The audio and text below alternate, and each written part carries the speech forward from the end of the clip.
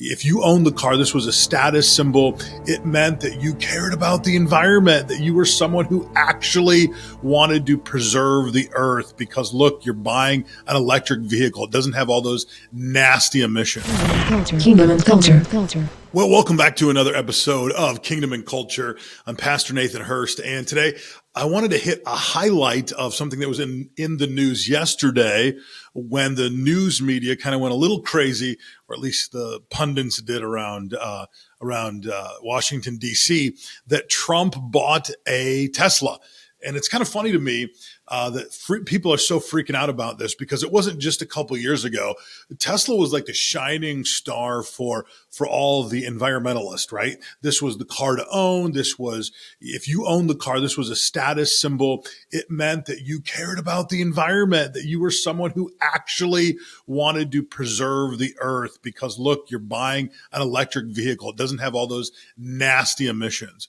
Now, all of a sudden, Elon Musk is on Trump's team and he's on the Doge team and he's trying to hack through the waste and the fraud and the abuse in the government.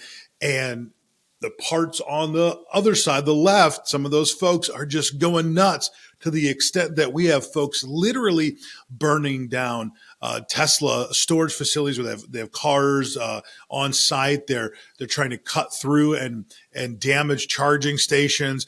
They're literally shooting up some of the Tesla stores around the country, and they're graffitiing just random Teslas on the road. Like some of these people probably bought their Tesla before Elon was ever part of pushing Trump, and they probably even voted for Biden and Kamala. Sorry, I got something in my nose there.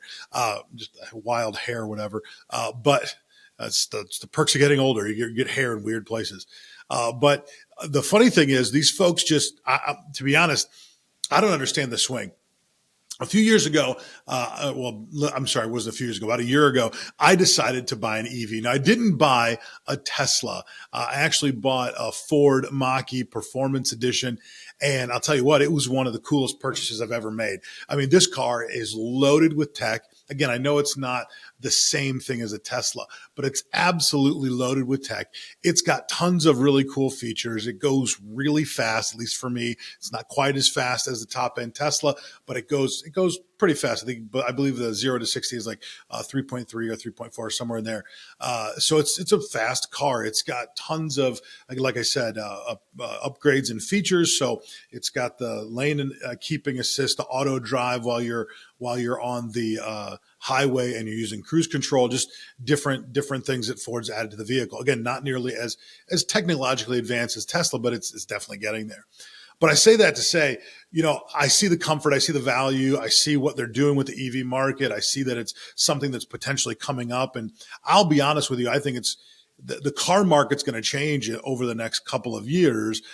Tesla introduced that cyber cab, which I think there'll be other companies introduce something similarly to that. And it'll probably come to a day where we don't own cars, where owning a car is even seen as like a luxury, where we kind of rent cars. We have a subscription base and the cars come pick us up and drop us off as we need them to. And some folks will still own ones because they want the freedom, but I definitely see it moving towards that model. I think I see a lot of the automakers thinking the same thing. Now, whether that's in the next 5 years, 10 years, 20 years, who knows? My oldest is only 13. I don't know that as an adult that he's going to own a car long term. It'll probably be something, again, that's seen as a fad or a hobbyist type of a thing. But I say all that to say, the idea that an American president would push forth innovation or push forth American products is nothing new. I mean, Joe Biden a few years ago was seen driving a Jeep, I think it was a Rubicon, onto the White House grounds. He was also seen flooring it in a Ford Lightning totally electric pickup truck, pushing the idea of EV cars.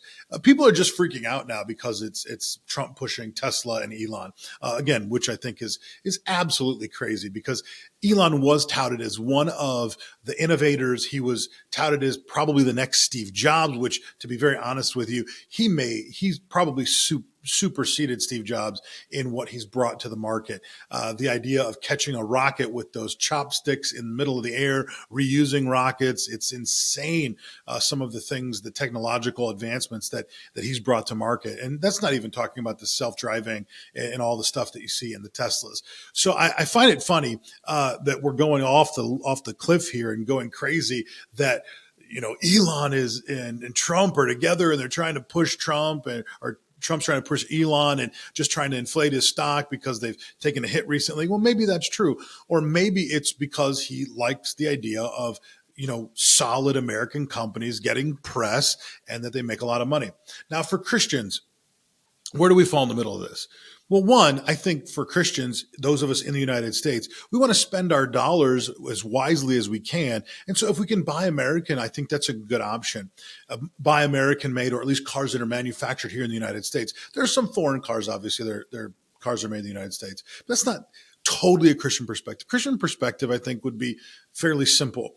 Does the car suit your needs? Is it something that you can afford? Is it something that will get you, from point A to point B in a manner that's comfortable, and it's something that suits your family needs?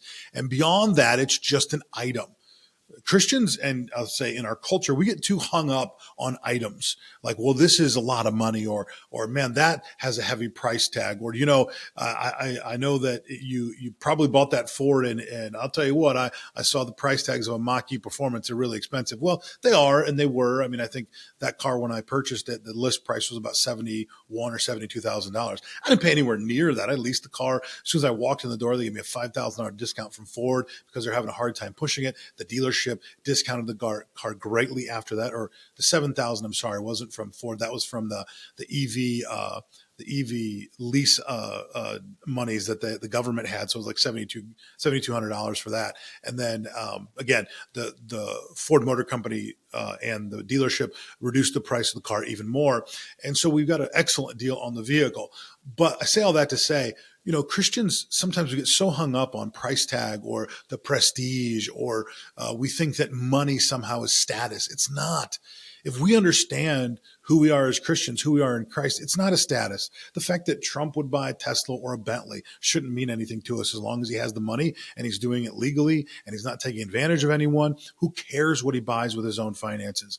To be honest, there's probably someone who looks at your lifestyle and looks what you have and thinks, man, they could spend their money more wisely. They could do something different with their money. In fact, this message or this idea of money and how we spend it was laid at the feet of Jesus. Right? We know that a woman came and she cried over his feet, and she washed his feet with her tears, and she dried them with her hair, and she anointed them with perfume, this very expensive, I believe it's spikenard perfume, that folks wondered, is this the best use of the finances? There's poor out there and they could use the money and we could feed and house people. And Jesus said, listen, the poor will always be with you, but I won't. You have me for a short amount of time. And when it's a mode of worship, then it matters where we spend our finances, and we show God that we put him first in everything. Everything. That's why money is just a tool. It's just a tool. If you look at money as anything else, a status symbol, a way to make you happy, a way to somehow fix all your problems, you are going to be totally lost. Listen, you can't eat money.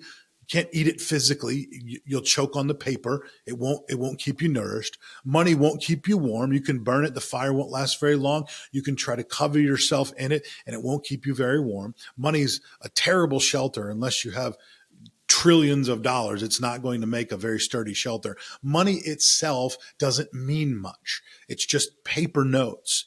It's just numbers in an account. But when we recognize that it's a tool, and I will be honest, as a pastor, I believe it's a tool to fund the gospel. The reason anyone really has any growth in finances, or the reason God ever trusts you with more financially, is because he trusts you to help grow the gospel. Now, I hope Elon and Trump use their money wisely and help fund the gospel. I don't know their personal finances. I don't know what they're doing specifically. I hope they do well in giving aid to others and treating their employees well. I don't know all the ins and outs of their individual companies. I hope they do a good job with that. I hope we continue to, as United States government. Doesn't mean there isn't waste, fraud, and abuse that we should look at. But yes, we ought to take care of people well when we have the opportunity to, that are in our country, that are our citizens. However, we can't get so caught up in the idea that somehow financial status means anything more than tools. Money is just a tool that we use in order to get things that we want in life, or to get things done that God's called us to get done in life. Listen, I wish things were free. I wish folks would build the building that we're here sitting in here in Davenport. I wish they would build it for free. Our church is going to add some new tech to our live services here in the next few weeks, and I would hope that tech would be 100% free and no one would charge for it at all. But the reality is, the reality of living in a society that really has financial context to it. There's finances involved in almost every decision. When we live in that type of society, there's a reality that things are going to cost money. That's not a negative, but don't get hung up on a price tag that it absolutely means something of status. Whether your car is $10,000 or $10 million, if you can afford it and you're not doing anything illegal and you're still, again, preferring your brother, because the Bible still tells us, to eat the sweet and drink the fat, but don't forget our brother who's in need. The Bible doesn't say that partaking in the excesses of life is bad. The Bible says that when we forget others or do it in spite of others, then we're wrong. So if our heart is right to give, if our heart is right to do well for those around us who have less than us, if our heart is correct, now you can't attend to every problem on earth. You can't fix all of everyone's issues, but you can do what God tells you to do. Again, that's why the Bible says to not grow weary in well-doing, right? In the due time, we'll reap a harvest, that God will put things in front of us that at times it might feel like, man, God, we can't fix all these problems. And he knows you can't. But he says, don't grow weary in well-doing. There's going to be opportunities in front of you to do the right thing consistently with the finances you have, the tools that God's put in your hands, whether it's a little or a lot. God will give you the opportunity to do well by others with the tools that you have in your hands. They're just tools. Money is just a tool. It's just a hammer. It's just a wrench. It's just helping you get the job done. It's never really about status.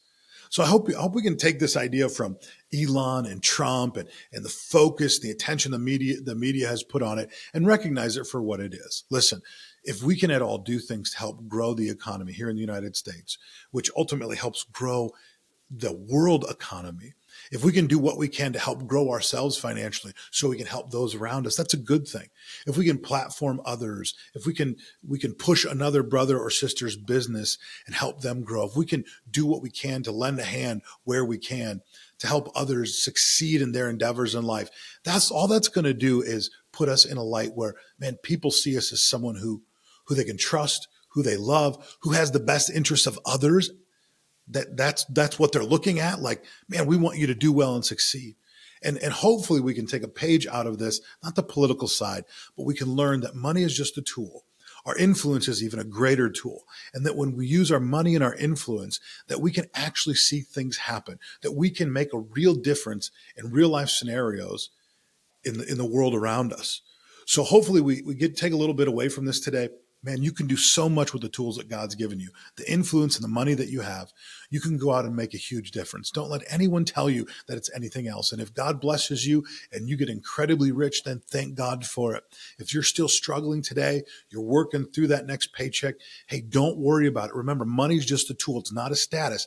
It does not in any way mark your character. It does not in any way mark your value. It's just a tool. I heard it a long time ago that you never look up to a rich man and you never look down at a poor man. You look at the man, the character of the man and who he is. And that's how we should apply these principles when it comes to things like Teslas and money and promoting car companies and how we spend our capital. We should recognize that it's not about someone's wealth, their power. It's about the man. Who is the character of the man that's behind the money? All right. Hope you got something out of it. Love you guys, and we'll see you next time.